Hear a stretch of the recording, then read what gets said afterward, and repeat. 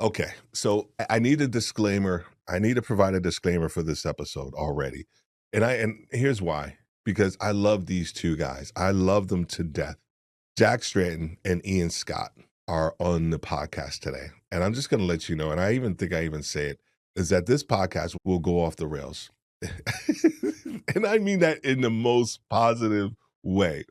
Because when you have people that you genuinely love to be around, and we're just having conversations around retail design, stores, retail leadership, all these things. And it's just going to be an amazing show. So I'm excited for you to listen in on really the conversations that we have if we were sitting in the pub or we were walking or doing something in New York City, doing store tours with these guys. So please buckle up, enjoy yourself for this episode of Retail Leadership with Steve Worthy. Welcome to Retail Leadership with Steve Worthy, where we go well beyond the corporate playbook to unpack major opportunities, hidden challenges, and critical issues that senior retail leaders face every day. So let's get started right now. Welcome to Retail Leadership with Steve Worthy. Audience, I got to tell you, and I got to put a disclaimer out before we even get started. This podcast episode, actually, it will go off the rails at some point in time today. And it's not because of Jack and I, right? Jack and I are extremely professional at what we do and how we communicate. We have somebody else that's actually on the podcast that was just dying to be here. And we allow them to come in. And we know that at some point it's just going to go off the rails. I just want to apologize up front.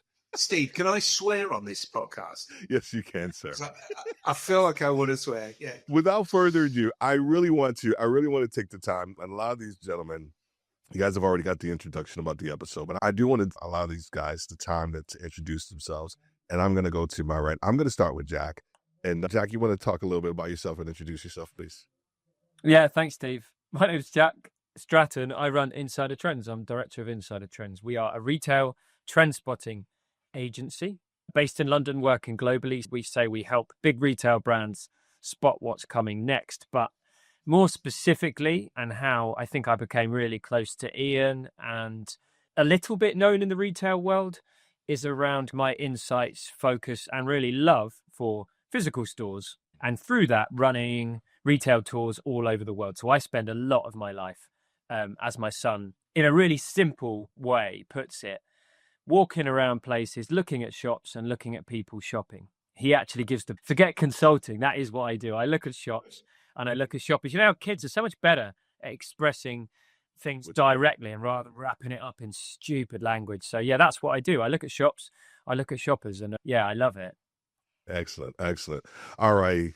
Without further ado, both of you are my good friends, but Ian Scott, could you introduce yourself? Yeah, sure. Thanks. It's interesting because my son also describes me as going shopping and taking photos. And it is wonderful. You set your own business up, you decide how you're going to brand yourself, and you spend ages navel gazing, and it takes a child to just nail it in one sentence after you spend months trying to, how do I capture what I do? But as Jack says, there is a lot of similarity in what we do, which is why we've ended up gravitating towards each other instinctively and collaborating. I like to go out and look at physical stores. It's my first love, while still understanding how they fit into the whole ecosystem.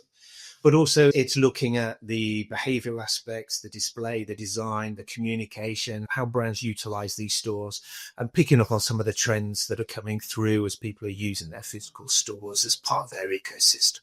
Excellent. The interesting thing, and I want to start with this, is that, and you can correct me if I'm wrong, but I think I know both of your backgrounds. Like, neither of you have had the traditional sort of like retail jobs that like I've had for 27 years, right? So you are definitely, both of you are coming from this outside perspective. How much do you think that has helped you with actually what you do? I'll start with Jack. You're listening to Retail Leadership with Steve Worthy. That's such a good question. And yeah, so I started my first few jobs when I was a kind of teenager. I worked in a supermarket, so I did those kinds of jobs like really early on. Worked at Waitrose in the UK and did a bunch of different service jobs. But post So I went to university post that for that first sort of adult jobs. Yeah, I was nowhere near retail. So I started out as a journalist and a copywriter. I was writing, I was in the advertising world. I like writing, I like communicating, I like speaking, and I was playing around with those things, but trying to figure out what I was interested in. Wrote about retail and did all kinds of different jobs, but moved more and more into what I do now. But long story short, I think how my background has become really useful is I look at retail differently to most of the brands that I work with. The retailers themselves, the store designers, tech companies, and it's primarily because I don't have that background. And I'm very honest about this. I say, look, don't bring me on. I tell people, don't bring me on. If you're looking for a big consultant on a retainer to help long-term store strategies and you need someone that knows how every little aspect of retail works, don't come to me because I'm going to be shooting it. I'm not the guy. I say what I'm really good at actually is because I look at it differently. I'm quite good at spotting or looking at things from a different angle. So I'm quite good at the macro stuff. And that's because I think probably my journalistic background. So my approach always is not just to look at the industry and inside the industry, but to look at everything else. So if I'm looking at trends in retail, to be honest, I'm just as much looking in the rest of the culture. What are people interested in? What are they watching? What are they eating? What are they consuming? What do cities look like? How are our behaviors in the wider world kind of being shaped and reshaped? And I always try and bring all of that in because generally when I do that, I realize I end up at a slightly different place. Now, I might not always be right, but what it does do is tend to trigger really interesting conversations that they maybe aren't getting from the people that know retail inside out. So I think it's a really good question, Steve, because I think sometimes actually those totally different perspectives can be useful. Yeah, 100%. And Ian, I don't know how many conversations we've had, and I've always loved hearing your story around how you actually got started, but also when you think about when you are conducting your safaris or when you moved into this space, could you talk a little bit about when you moved into this space and why it actually fit your personality? And then also along the same lines around the fact that you have this external perspective, like how does that play out when you actually do your safaris? So we're going to talk about the safaris here in a second. Sure. Like Jack, I didn't work in retail. I've had a number of people say, so which brands and retailers did you work for? And I went, no, I didn't go to university or college. I was straight in as a salesman doing business development in printing brochures and then transitioned towards design. I was going to be a graphic designer when I was 14. And then I saw how good they were and I went, okay, I'm going to sell it instead of doing it. And so I enjoyed that because I think that was almost the start of the journey that was ended up on now, in that as a business development person, you need to observe and understand and then communicate the benefits, which is a sort of skill set that Jack and I apply now as well. We didn't work in retail, but we've learned the ability to observe and understand. And I do find it really interesting because I started to develop an opinion and start talking on LinkedIn about shots that I liked and didn't and why, probably 7 or 8 years ago. And to me, it was instinct. I was never trained to do it. And I worked in retail design, selling retail design and various aspects. But to me, I was looking at going, this is common sense. I didn't feel I needed a degree or to work in the industry to just look at it. And to me, retail is the absolute epitome of human behavior. Because we're all shoppers. And I often say this to my clients. I say, take your Tuesday afternoon meeting head off, put your Saturday afternoon shopping head on, because everyone has it at the weekend, and think like your customers. So to me, 90% of retail is understanding humans. It's not a clever design or a technique or AI, or it's understanding humans. How do you reverse into that to tap into things that appeal to them and make it easy? Yeah. Now, I also aware that's a nice statement you can say on stage. And most retailers is about $5 million and 18 months work to shift to do something like that if they're not there already. And Jack and I are both very conscious that we can make throwaway comments that leave them with huge problems to sort out. But yeah, to me, it was just, I was just fascinated. The first time I worked for a design agency focusing on retail, I was like, wow, this is the sharp end of business. If you think everything in commerce is a design or a development, a product or a service that ultimately ends up with the end consumer putting their hand in their pocket and going, this is cool, I'll buy this one. Yeah. So to me, retail is the sharp end of everything that humans do, where you finally find out whether all that work has paid off and someone's gone, yes, I'm going to spend my money. And to me, it's quite unique. I do not know of another industry where you can come up with an idea, put it in your own space, and your target audience comes to you to give you money so you can find out if your idea works. And I wish more retailers would think like that, where you're all of e-commerce, but particularly the physical store, is a playground, it's a test lab, it's experimentation. It's never final and complete. The moment you open it, things need to change. And I thought, if you think like that, I said, if you were making nuclear submarines, how would you know what your competitors are doing?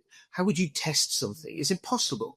Retail has so many unique attributes that are often underappreciated and underutilized. No, that's so good. I just did I saw a post on Instagram. It was Jeff Bezos. He was talking. He said that as human beings, we overestimate the risk involved in something and we underestimate the opportunity. Right. And I love that, because that actually speaks to exactly what you're talking about. And I'm going to stay with you for a second on this one, Ian. Jack mentioned the word culture, right?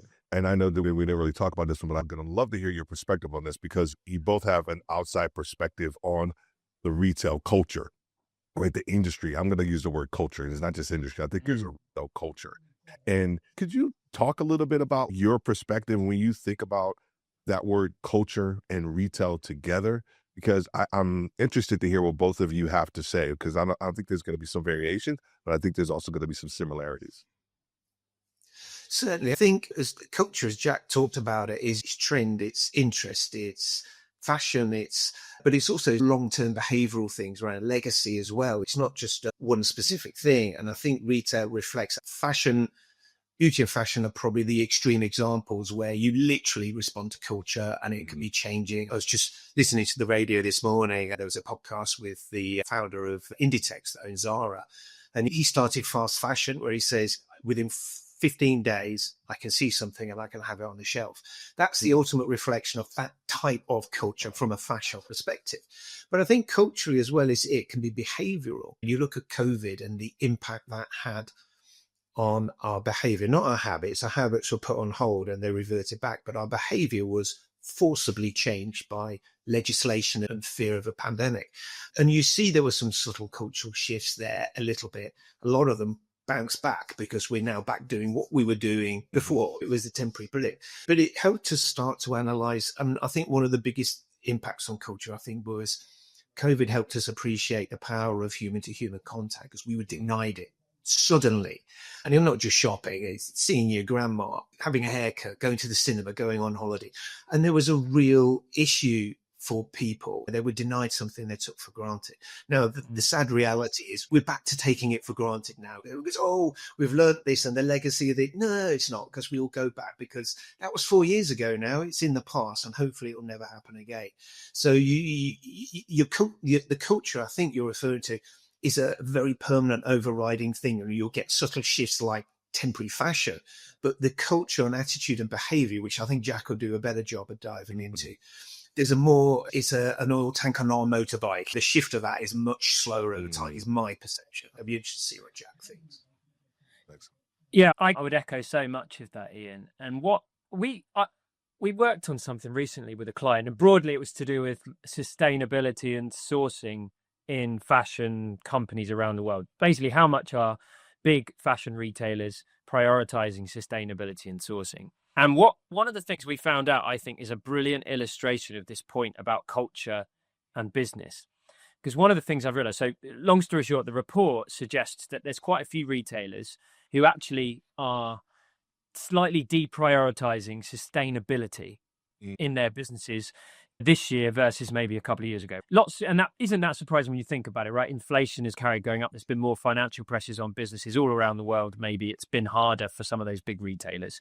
So naturally, maybe they've focused a bit more on value for money over the consumer. And if that meant being slightly less sustainable, that's what happened. Or maybe it's just they had a sustainability team of 5 and now it's of 4 and it's been deprioritized slightly. But what I've realized alongside it is, in that time, if you look at the culture, and culture by just wider society all around the world, I was thinking, we're all talking a bit less about sustainability. Greta Thunberg was the #1 news story right a few years ago. There isn't really a Greta Thunberg anymore, or there is, but no one talks about her as much. And I was thinking even kind of climate caused sort of natural disasters around the world. They're happening just as much, but they're not as reported. And I realized what's happening is the culture's become slightly numb about that, and not because people don't care, but it's just we heard so much, so it's not quite at the front of everyone's mind. And then guess what? Because businesses reflect culture, all of a sudden they're not talking about sustainability as much. And I've realized, God, that's what's happening. And suddenly, if you're a retailer, and it's just one example, and you actually want to really focus on sustainability, you've almost got to kind of go slightly against the culture if you're going to lead with it and talk about it, because people are talking about it. That's right.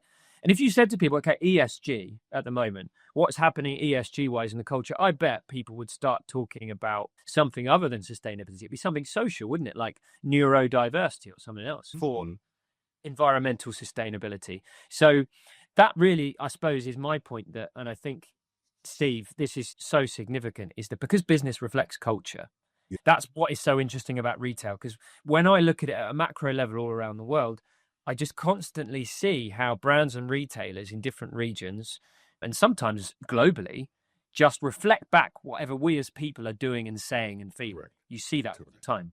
Correct. That's all great. I'm glad I actually went down that route with both of you. Amazing answers. Here's the other area I want to talk a little bit about, where the whole retail safari piece, right? Because I've had so many years of retail experience, like actually in the stores, right? Visiting stores, markets, and all of that stuff. I look at it from a completely different lens.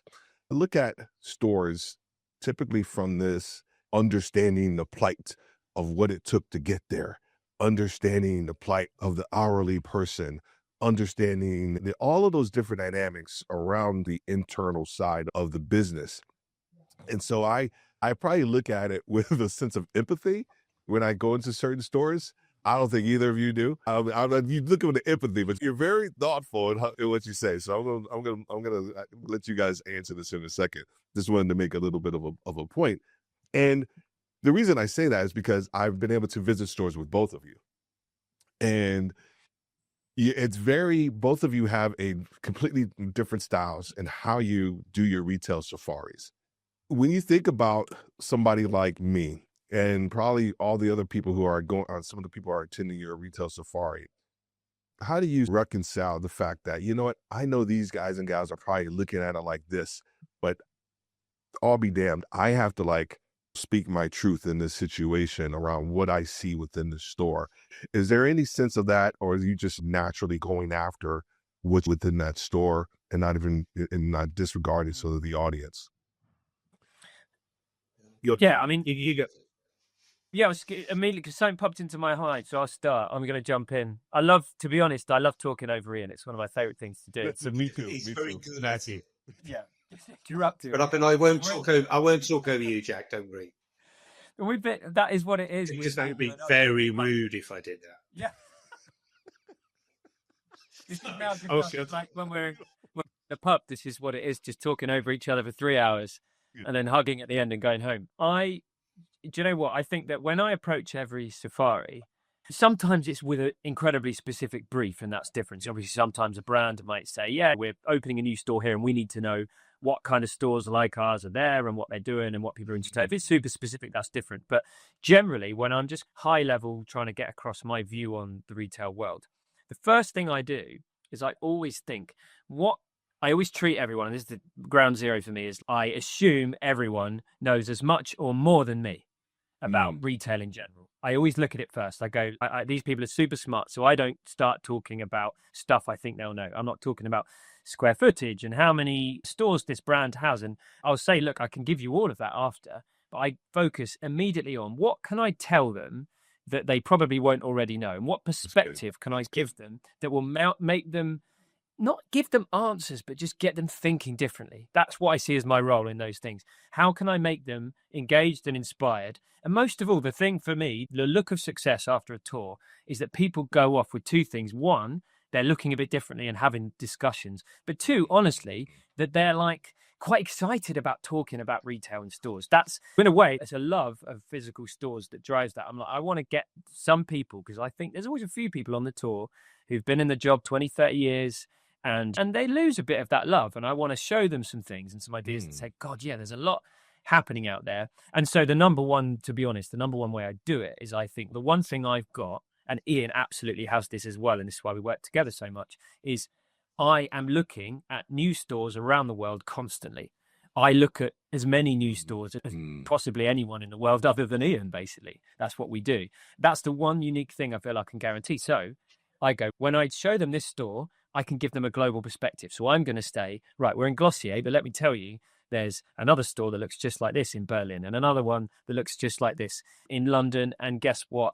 This is part of a bigger global trend that's happening. So what you're seeing here might just seem like a cool isolated thing, but it's part of a much bigger thing that's driven by maybe some consumer activity, driven by other things.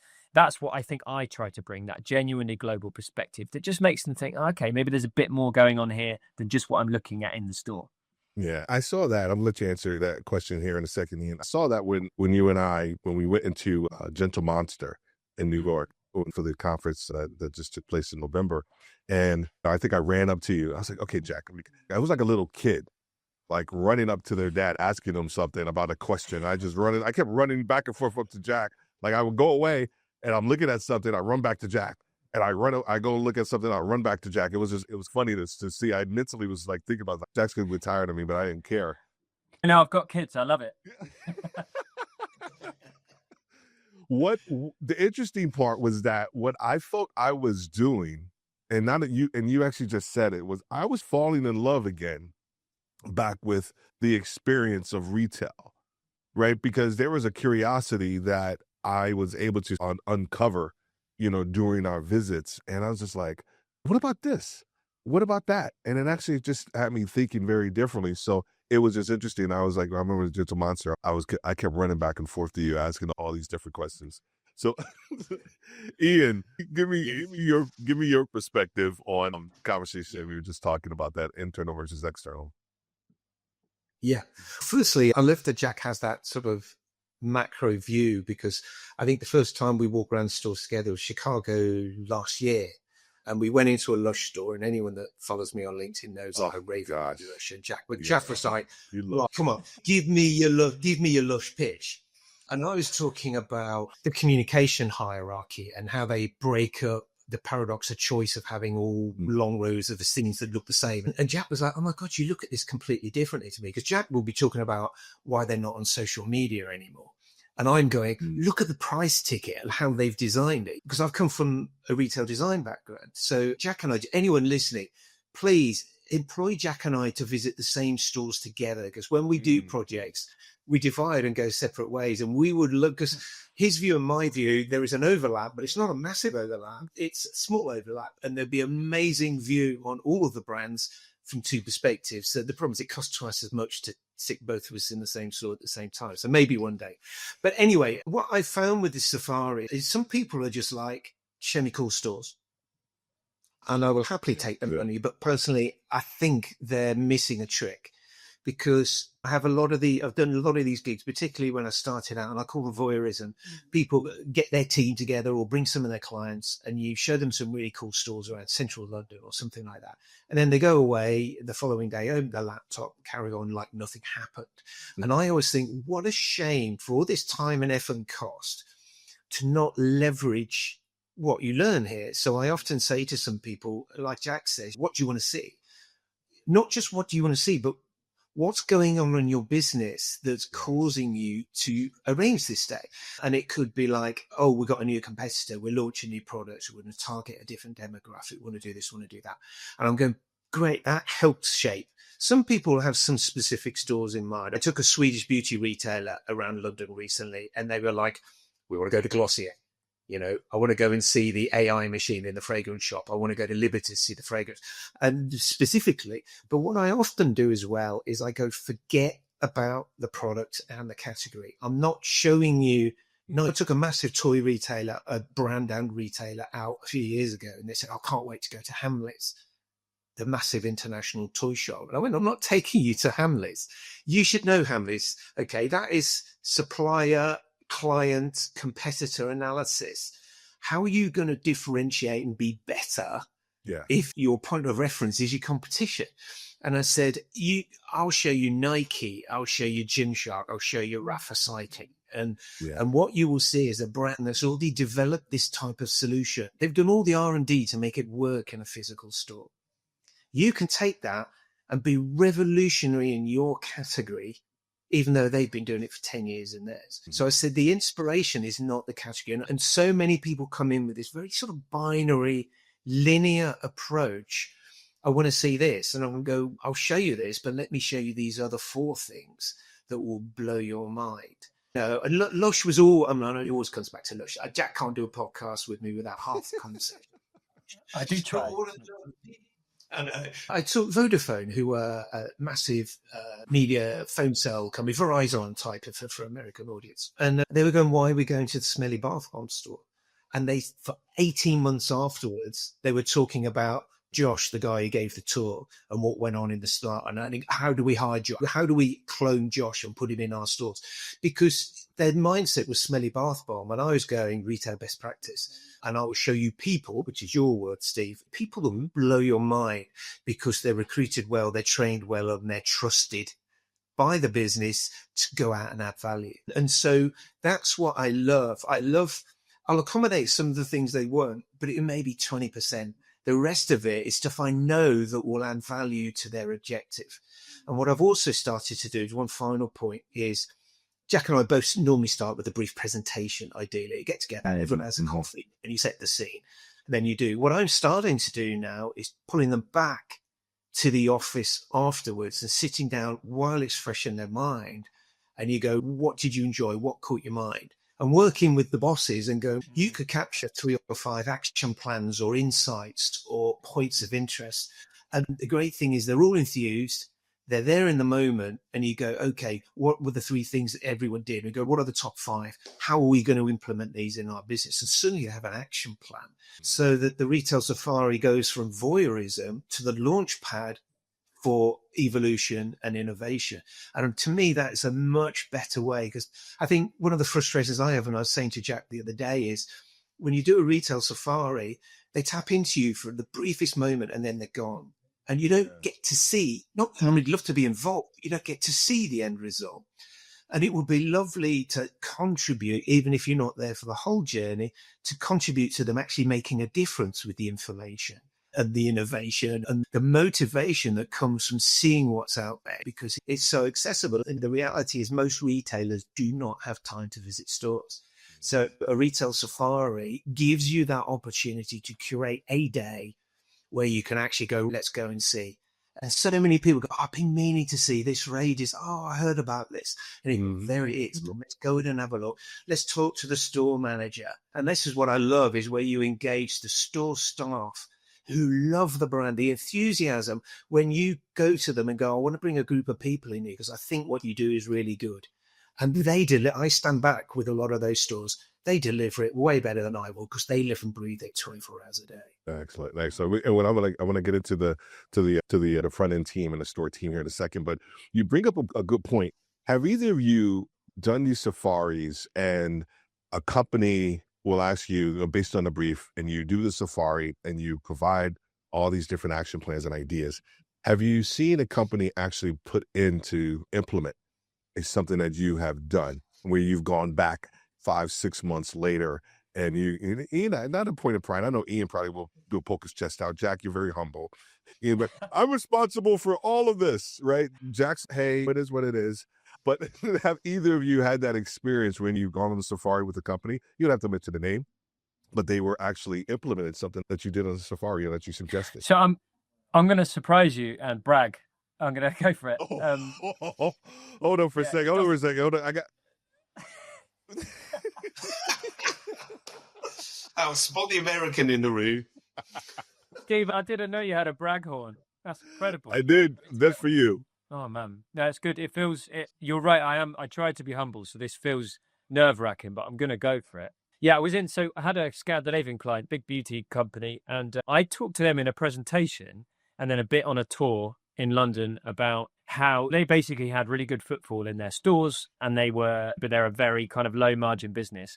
And I didn't talk about retail media. I basically just started talking. I showed them a few examples of stores that were starting to understand that if you had provably a huge amount of people of a certain demographic that was seen of real value to certain brands in your store, then maybe you could be charging for certain spaces in the store. If you're driving that kind of football, any online environment that doesn't charge for traffic, not to mention the fact, and me and Ian could talk all day about this, online traffic for advertising is a waste of time most of the time. Terrible ROI, really difficult place to play. It's getting worse all the time.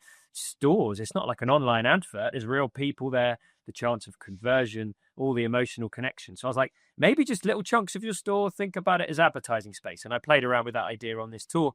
And then, a few months later, I went in a bunch of their stores. They had a brand that was paying for a bit of an advert in a certain part of the store. And they said that was because of what you showed us. So that was a really lovely moment. I say it because it doesn't happen that much. Or if things do happen, Steve, maybe you don't hear about it, or they trial it and then it doesn't work or whatever. Or it's just for these giant brands and it goes in their endless list of stuff that they might one day do, but never sees the light of day. Yeah, that was really pleasing because there was like a very specific idea that I shared and it happened and they said it's working. So yeah, I was very happy. Excellent. As you should be. All right, Ian, go ahead. I know you got a story that you got to tell. Hold on for a second. You ready? Wonderful. Throwing me off a stride there. But the one thing that I do remember is during the presentation where I do to set the scene, I talked about, forget about Gen Z, or to forget about profiling your customer by socioeconomic or what car they drive. I often say you need to understand the missions, why they are coming to the store. And I often use a grocery store as an example. Coming for your lunchtime meal deal is a completely different trick to your weekly shop, or buying ingredients for a fancy dinner party. Same person, same shop, same age profile, driving the same car to the store. Your lunchtime meal deal is speed, your weekly shop grocery for the family is value, and your dinner party is quality. And so I talked about trying to understand why people are coming to buy the product. And I did have one client turn around and said, we've completely shifted our focus on how we try and develop the solutions based on that. And it was like a 30-second comment. But he said that really resonated with us. And he said, can you send me the slide? And then he said, we're actually shifting our focus. So that was quite nice because it wasn't something I showed him in the store, but it was something in the scene setting, which was really, I suppose, Jack's as well. You make an observational comment. And it's one of the things I do love about the safari is you're with them for 3, 6, 7, 8 hours. And the conversation expands. It's not a 40-minute Zoom call. You get to understand the terrible football teams that they follow, I said, referencing you to, or the weather, or what they want to do. Exactly. You want to talk about it, you can do. You can bring it on. I don't get the little hooter for that one, do I? But it's like... But coming back to the seriousness of the conversation, if you're walking around with her for half a day or a day, what you'll suddenly find is you delve into these conversations and they'll walk past a shop that you're not even going to show them. And they go, we tried to do that and that didn't work. And you go, no, actually, let me show you. There's something coming up 2 shows time where you can see where it has been done. And they just open up. And suddenly the conversation is they're immersed in their world. It's their job. Everything around them is their job. It's retail and it's shops, it's people, it's displays and technology and logistics. And they're seeing it and it just prompts them to open up and start talking.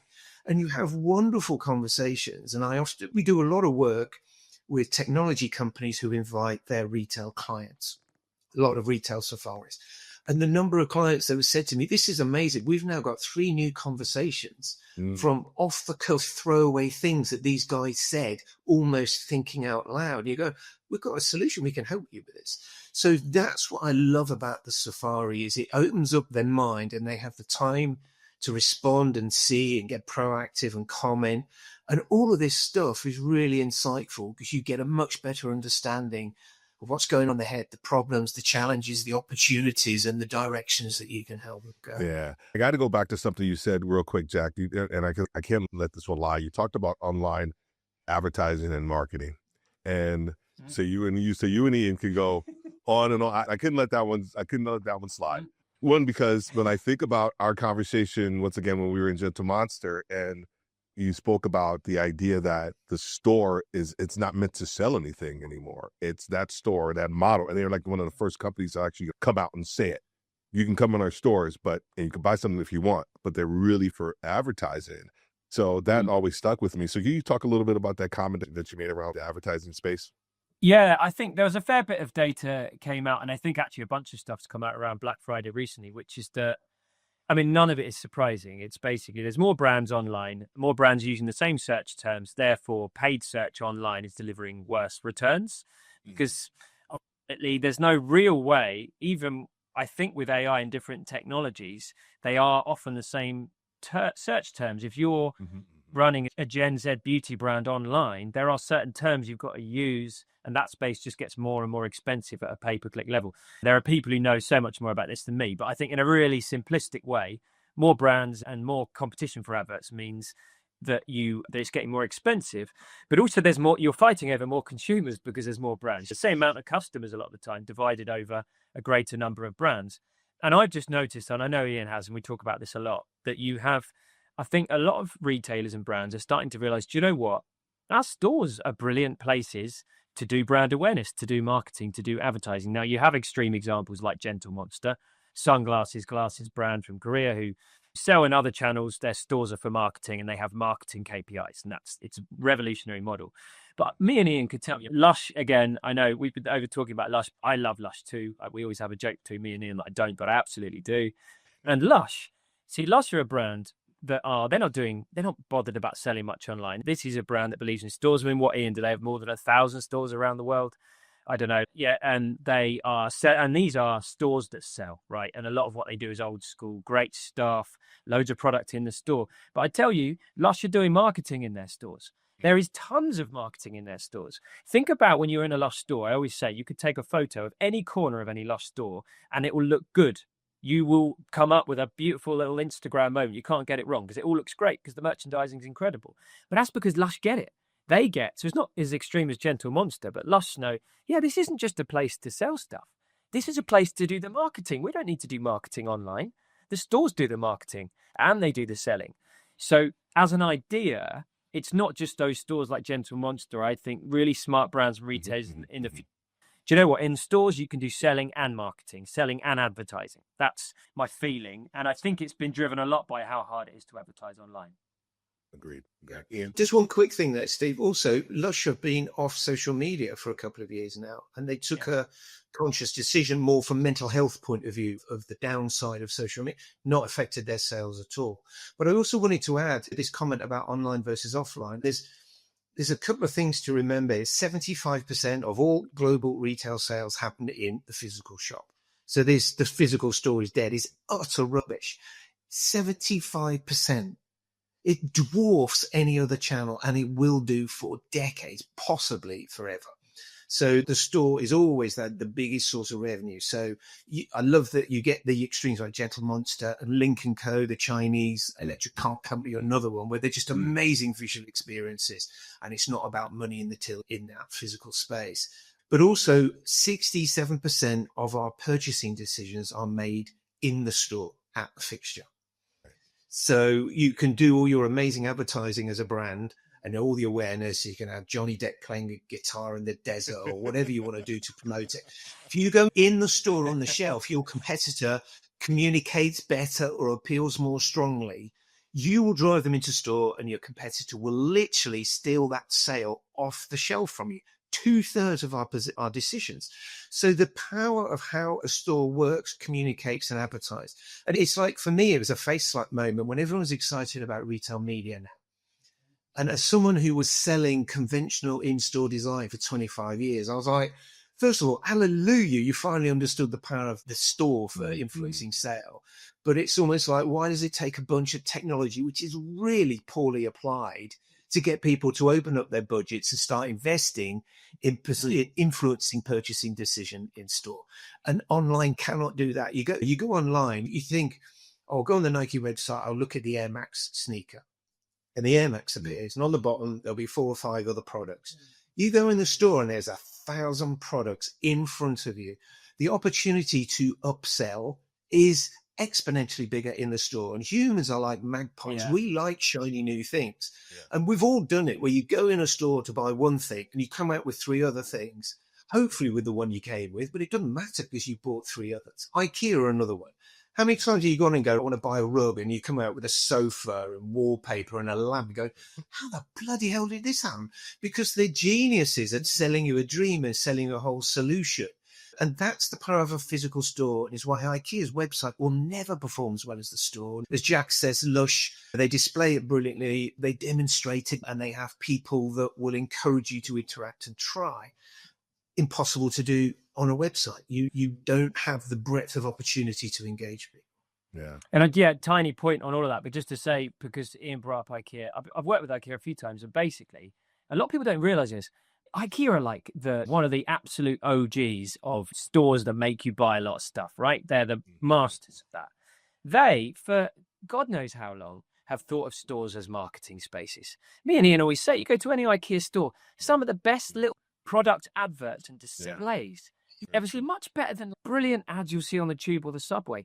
Within a store somewhere in the middle of nowhere in the Midlands in the UK, you'll see the most brilliant bit of retail advertising in the store. So this is the other thing, is they're brilliantly inspiring things like Gentle Monster, but I always say, look, this is, in the real world, this idea of marketing in a store has been there a long time, and I think the best brands really know about it already. They're doing it. That's good. But if you just quick about IKEA, you'll eventually ask another question, Steve. But Sorry. with IKEA, Let's keep it going. But name me another retailer that makes you walk 1 mile on a set route, Exactly. go into the warehouse, Different pick it levels. yourself, and then assemble it yourself. It's absolute marketing. You do 3/4 of the work that any other retailer does yourself when you go to IKEA. It's fantastic.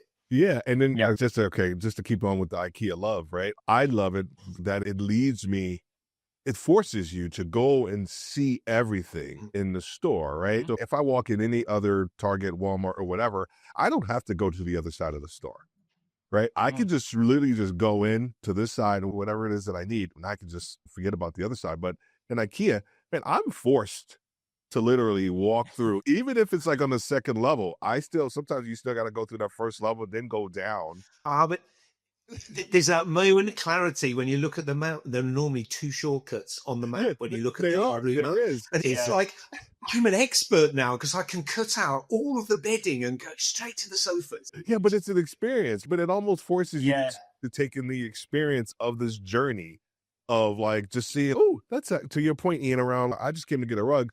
Hold on for a second. That lamp will actually look really good with this rug. And then you take, here's the thing, this is my own personal thing. I take a picture of it. I'm like, oh, okay, maybe I'll come back to that.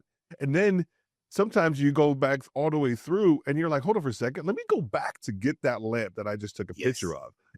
It's a complete experience. This conversation leads me like nicely into this idea around when we think about stores, we think there's an ideal and there's a reality that sort of takes place, right? I've worked for some of the biggest retailers in the world and listened in on a couple of their corporate conversations around initiatives and different things like that. I even did a podcast episode talking about everything works at home office, right? Because it's perfect up there, but when you get into the stores, the reality actually hits. And then you have the frontliners, the people who actually have to deal with some of these new initiatives that the company's trying to implement. What are companies getting wrong with that? What are companies getting wrong with like this ideal scenarios of what they want to do and what they want to see? And then when you get into the stores, it doesn't translate well, because I think there's a big gap that's missing. Who wants to go first on that one? I'm happy to. I would prefer you to do it. I would prefer you. I was really open that you would go first. Love you, Ian. So my points are quick. I've got 2 points. Firstly, that I think it's a very obvious point to make, but I think I read a lot of your content, Steve, and I know this would really resonate with you because you've talked about similar things. First and obvious point is that it's distance between head office and frontline. That's one of the things, because head office, and it's easy for one side, one team to criticize the other. But in reality, head office might come up with a genuinely good idea. Classic example for me, I remember and there were good and bad moments of this, but I remember with the Nike app or some kind of new version of a Nike app.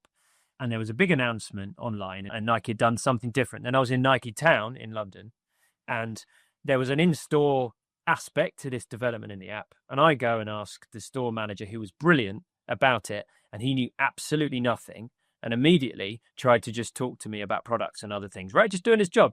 And that wasn't the guy's fault. He was great. It was because there was no communication with head office. Head office had done this huge announcement about the app and how it was everything. The customer goes, brilliant, this app sounds amazing. You go to the store and it's a disconnect between head office and frontline. And the other side of that is that you see it with a lot of, I think, newer brands, younger brands. And I, all the time, right, my classic scenario on a safari is I work with a lot of big brands. I'm with a big brand and I take them to a smaller brand store that's really great and is doing well. Now, not everything will be perfect about this smaller brand. One of the things that you'll see is the staff of this smaller brand will have a kind of energy and an understanding of the brand and a passion for what they do and a knowledge of the product that big brand could only dream of. And again, what's happening there? The person in the store, they know the founder of the business, not just they have a connection. And that is hard to replicate if you're IKEA or Nike. I get it. It's incredibly hard. But the lesson is, how can you bring them closer? Because the closer they are, the more those people on the shop floor feel empowered, are armed with the knowledge they need and all that good stuff. So I see that in the real world. And my final or second point is, again, Lush. Lush have the best staff in the world, near enough. Why do they have the best staff in the world? My theory is, one of their big, not their sole recruitment strategies, one of their big recruitment strategies is that they try to hire as many people as they can on social media. I remember reading this years ago. Apparently, they act on social media for people who are talking about Lush. So if there's a load of students talking about them, they'll just approach them and be like, hey, do you want a bit of holiday work at Lush? Because what they think to themselves is, we can teach them how to sell. We can teach them how to stock check. We can teach them how to merchandise. What we can't teach is passion for our brand. And they already have that. And they have that kind of energy and enthusiasm. I think there's something in that approach from Lush that's really brilliant, because they've understood actually sometimes maybe brands are not valuing the right thing in staff. Yeah. I think that just having energy and passion and teaching everything else, that's my sort of 2 pence. And that's interesting. I'll let you answer in a second, Ian. But that's interesting because the fact that they got this big push to hire from offline or from online, but they're not doing a lot of advertising online. So it's almost like you're really getting the cream of the crop because you're not pushing your brand online, but there are still people talking about you. And so now that's the genius of it. Yeah. And Ian said it earlier, and I was going to jump in there, but that's the brilliant thing about it. The confidence of Lush know that not having an official presence online doesn't do any harm to them online, because everyone still talks about Lush. Everyone's still taking pictures in the store, sharing and tagging them and hashtagging Lush and all whatever else. But it feels more authentic because it isn't led from a corporate social media account. Oh, wow. It's still Ian. Did you forget the question? Did you forget the reason you bid? Did you forget the question? Did you forget the question? I know you're getting up in age.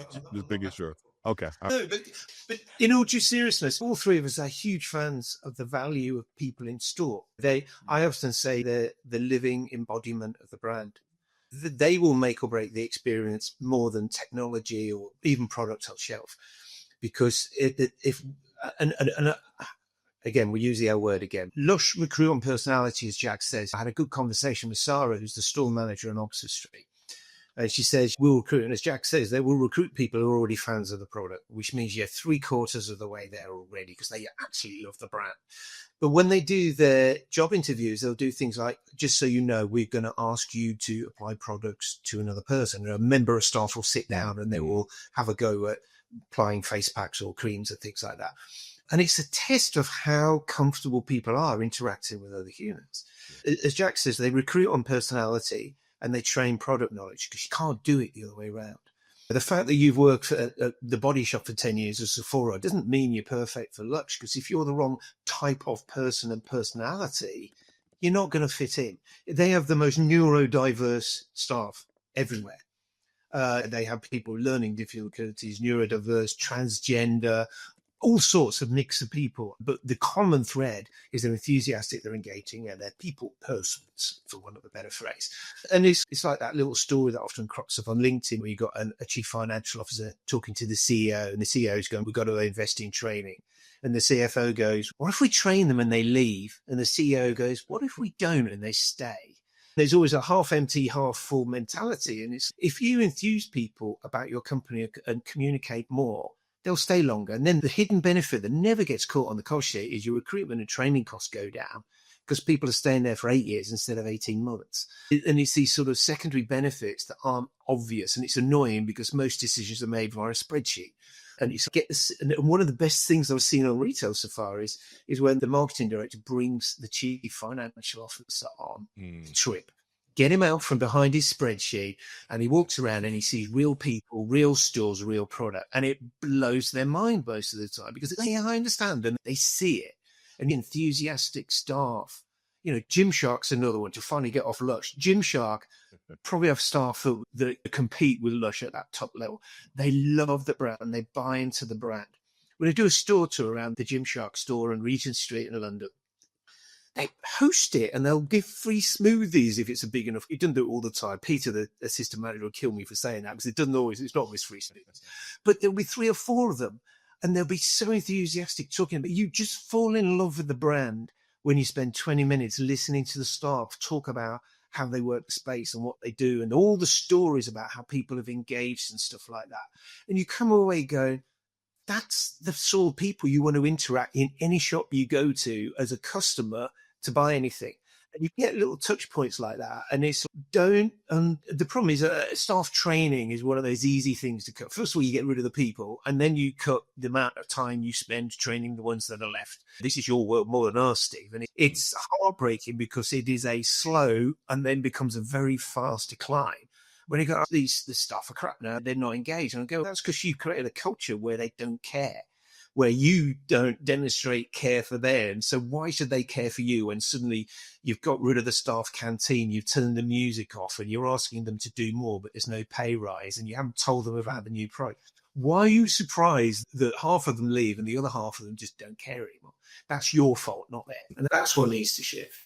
And this, I know we've been talking for a while. We got two more things I want to talk about. I want to talk about a good segue into AI. And then the last thing, I want to get your predictions for 2025. AI. Come on. I had to bring it up.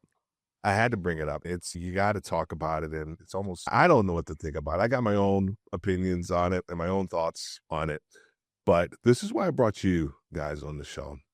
And I want to get your perspective around, except for you, Ian. Jack, I'm going to give it all to you. I want to talk about the idea that AI is supposed to, and it does if you think about it from a practical standpoint, but in the retail space, in the worlds that you live in and what you deal with and the conversations and communication that you're having with leaders, how big of a idea is AI going to be, is now, or it's going to be as it relates to whether store design or overall experience? I'm going to leave it open for you guys to give your own perspective on that. And I'll start with you, Jack.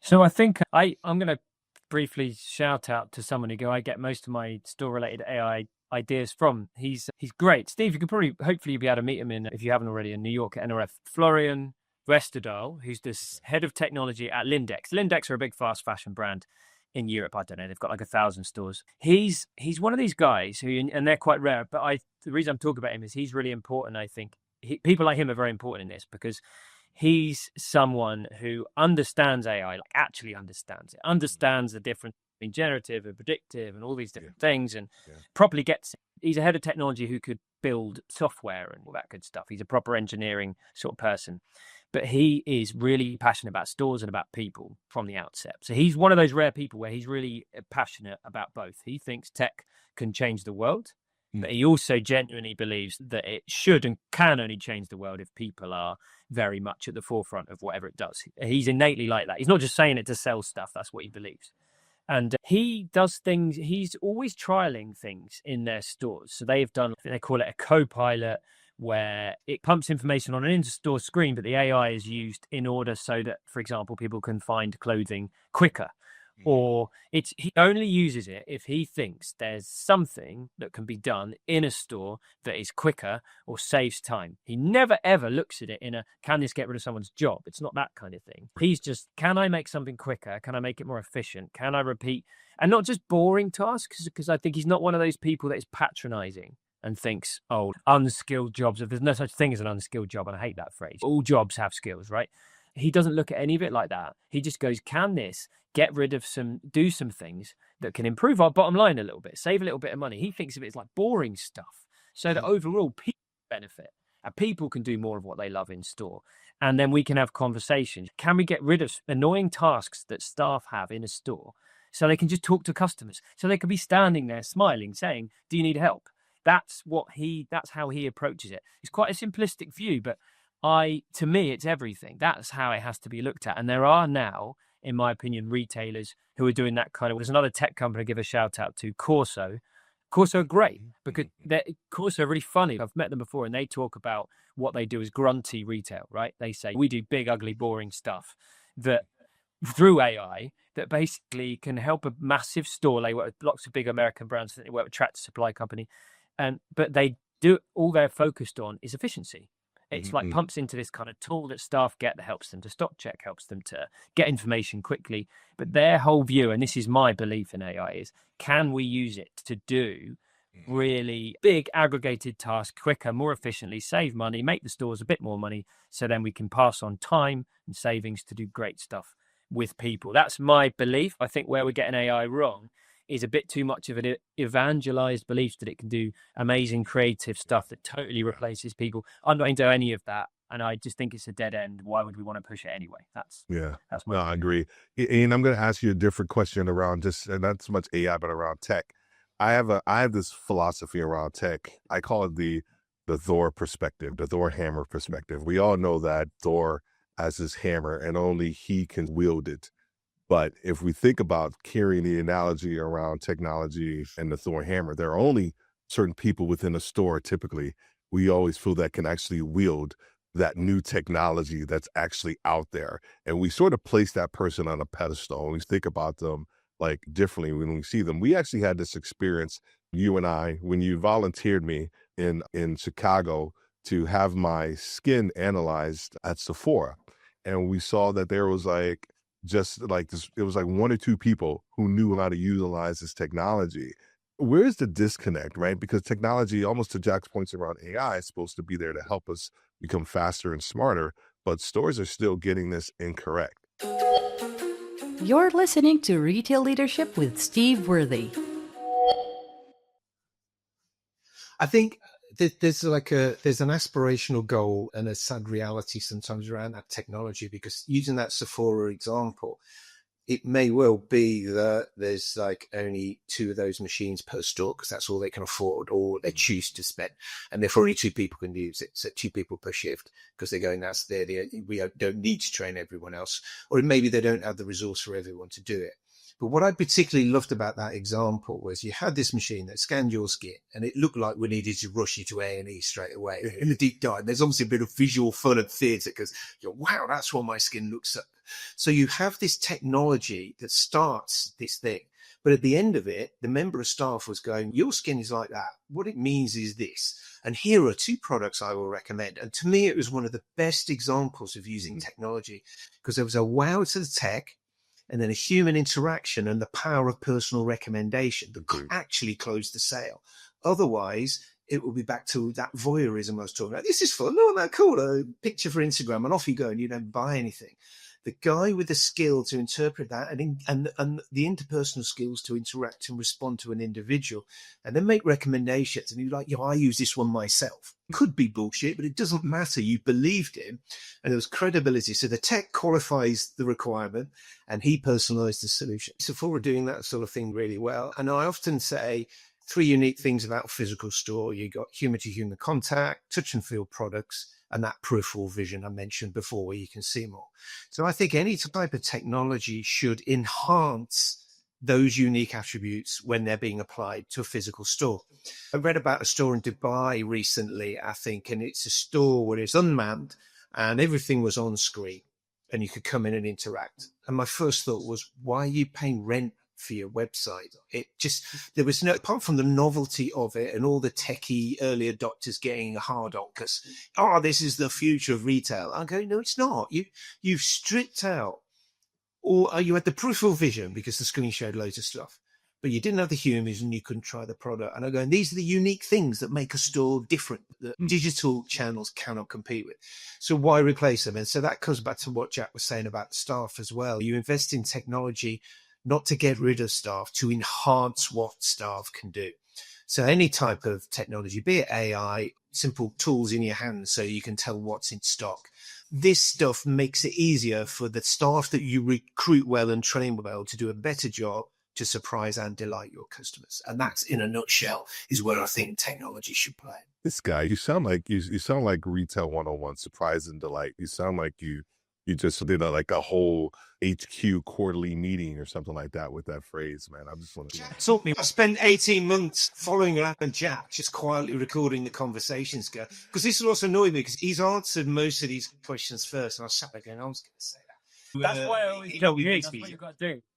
That's what you got to do. Exactly. Basically, my response is what he said. Move on. Next question. Yeah, you do. It's a problem we have a lot. We do basically agree on 99% of retail, so there's a lot of overlap. Yeah. He could have got rid of one of us. You know what? Anyway, but no, I'm not going to do that. I'm not going to talk about that. No. I want to end with one last question, and I'm going to let Ian go first, right? Because he's whining about Jack going first. So I'm going to let Ian go first on this one. You're welcome, son. 2025, man. I don't know. There's a lot of changes taking place, of course, over here in the States and all over the world. I really want to get, and we talked earlier about culture, the retail culture, and different things like that. I really want to get your sort of prediction. Maybe it could be for the industry, it could be for companies, or it could be for the individual sort of retail leader. Whatever it is that your thoughts are around what to expect in 2025 for the retail industry and the culture, I would love to get your perspective on that. Ian, I'll start with you. Okay.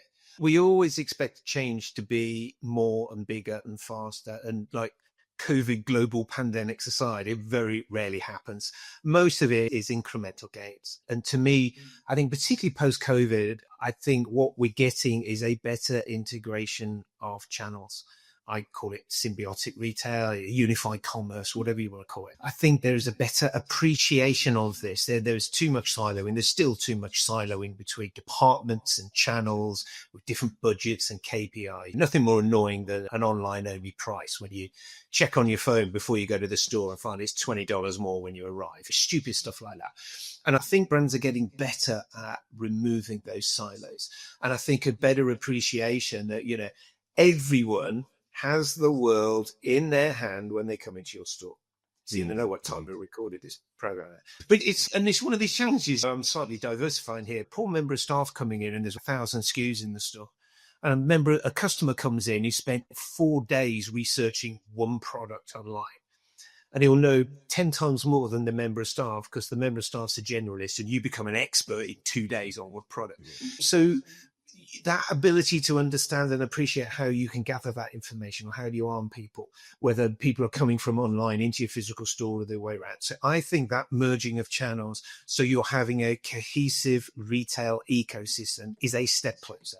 It's not perfect, but I think there's an appreciation of that coming more. And I still think that's a shadow of COVID, where certain channels were forced to massively respond and expand quickly. And they're the smaller challenger channels as far as sales go.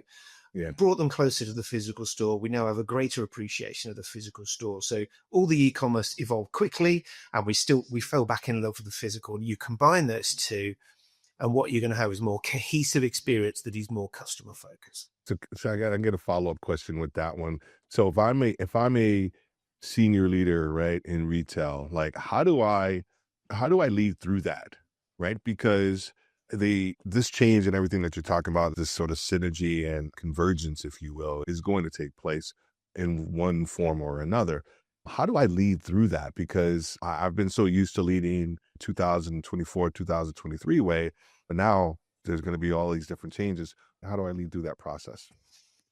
I think, first of all, internally within the head office, they've got to understand that it freaks people out going, your spreadsheet is one of the limiting factors now, because there should be one spreadsheet, not 400. Suddenly, oh, how do you determine what happened? If I put this new display in a store, how do I monitor the online sales that happened? Because people that visited the store liked it, downloaded the app and bought on social media. It's harder to measure that. So I think, first of all, it's important for leaders, as the group of leaders at the head office, to understand and buy into that principle, because your individual brand managers and channel managers aren't going to have any chance of understanding unless you get it and endorse it. So I think it's a case of, okay, if you're going to shift in that direction, the C-suite have to really get their head around how it works, because any changes have to not only be told from head office, which they always are, they have to be endorsed and explained and embraced by head office, because they're monumental shifts in some businesses, particularly legacy retailers, their ability to get their heads around it and implement change to roll out to 1,000 stores. Big shift. So if you're going to do it, you have to buy into it and understand it, and then communicate the benefits of this to everyone as well, because you'll have, in some situations, where you'll have a franchise operation for your stores on a corporate website. So that individual franchisee doesn't want people going online. He'll actually obstruct it. And so you end up with these problems, or salesmen that are on commission going, I just demonstrated this product and he's gone and bought it on the website. I've lost my commission. How do you, the restructuring of how you incentivize, reward, challenge, educate people becomes a cohesive ecosystem, not this little bit of channel. So it's got to start head office fully understanding and buying into it, because if they don't buy into it, you're not going to convince the guys on the shop floor, because they're going to go, you don't believe this, so why should I? That's good. That was actually a really good answer, Ian. That's good for the day. That's your one for the day. You're done, man. I'm glad we wrapped up with this question. Yeah. It took you an hour to get there to talk some sense. Hold on for a second. There you go. There you go. That's the get in. All right, Jack. What Jack's going to say, Jack's response now is what he said, and we can. Yeah, then we can, exactly.